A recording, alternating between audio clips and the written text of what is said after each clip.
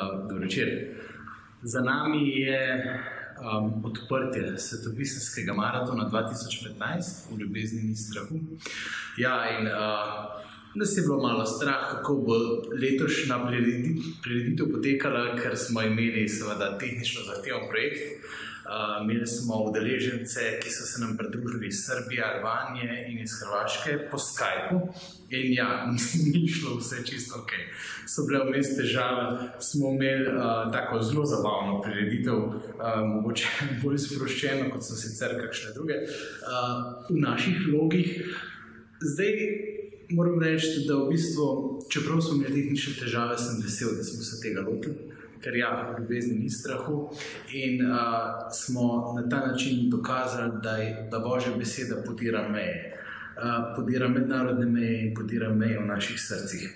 Prosim, ta teden, maratonski teden, imamo še ene par lukence za pokrpati. Prosim, pejte na svetopisemski maraton.si program. Tam boste odkrili, kdaj je še čas, ko si lahko vzamete čas z Božjo besedo. To ni kar neki, to je Božja beseda, to je svetopismo, ki vas vabi, da v tem tednu pridete. Napišite se, pridite in pokrite te luknje, da bomo res lahko rekli, da gre za neprekinjeno branje svetega pisma. Sicer vas pa lepo vabim jutri zvečer, torej v ponedeljek. Verjetno, ko gledate, je to že danes zvečer ob 8. v Ksaverevi dvorani pri Svetem Jožefu. Odlično predavanje. Ne vem, ker ga še nisem slišal, vem pa, ker poznam predavatelja Marinka Barbiša.